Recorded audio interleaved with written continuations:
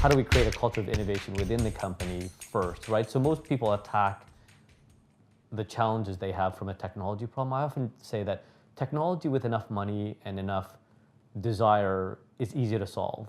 The hardest part is the cultural transformation you need to implement to drive the innovation and the digital transformation you're looking for.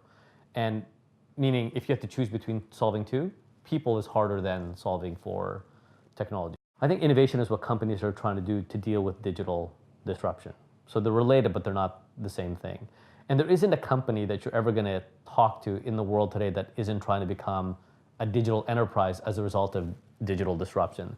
The challenge isn't the desire to do it, it's actually the ability to escape institutional gravity to become a different organization than you were 20 years ago or 10 years ago, whatever the time frame that you've been successful in, right? So innovation is the way to ensure that you don't become one of those that are laggards and eventually cease to exist. The last 20 years have been some of the most destructive in terms of removing names off the Fortune 500. And if we thought the last 20 years was really disruptive, I think the next 10 to 15 are going to be even more so.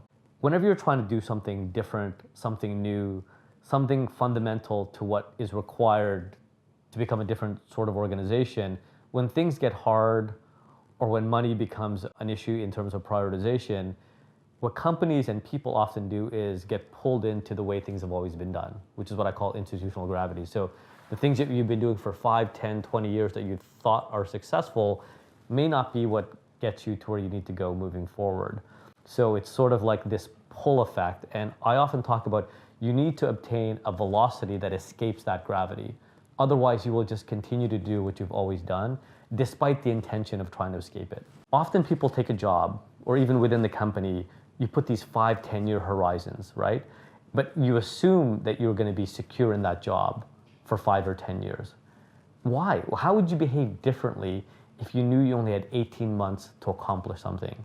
You'd move a lot quicker. You wouldn't let bureaucracy get in the way. You would focus on what actually mattered. Think about when you walk into these big companies, people act with a sense of pride. I've been here for 25 years. Is that a good thing or a bad thing, right? If you've been at us one place for 12 to 15 years, that's often celebrated. And there's reasons to celebrate that. But there's no sense of urgency when you feel security, like you're doing something or you're going to be protected for 15 years. If you and I were working on something and we knew we had 2 years to do something great, we would behave differently if we thought we had 20 years.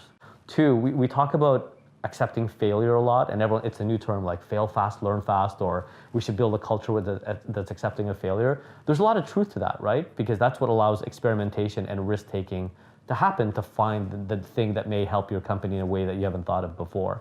But how many models are actually in place to allow that failure to happen? Are there reward systems? Are there ways to recognize people that are taking risks? Or are you simply, is it just lip service and people are actually punished and let go if something bad happens, right? And then the third one is, I've already mentioned it, is really focusing on what matters. I'll give you examples of things that don't matter. Did you work 12 hours or 14 hours today? Are you sitting at your desk or are you working at home? Why are you wearing black running shoes and not dress shoes? Should we pay that person 1,000 more or 5,000 more? None of those things actually matter. Like not a single one of those matters on the impact you're trying to drive. But how many people in a company are obsessed at any given time on any of those things? You spend more time battling things that don't matter amongst ourselves than trying to build something great and competing with the competition that's about to eat your lunch, right? And we talk about it like it's simple, but walk into any company and you'll hear conversations and you ask yourself, is that really moving the needle? And 90% of the time it's not. I think there's very little examples of companies that create these innovation divisions that truly can compete with the outside world, right? Meaning, was Uber born in the taxi industry? Was Netflix born within Blockbuster or Disney? Right? If you think about all the great companies that you and I think about on a regular basis, they were never born out of a large corporation, right? In fact, they were born outside of it.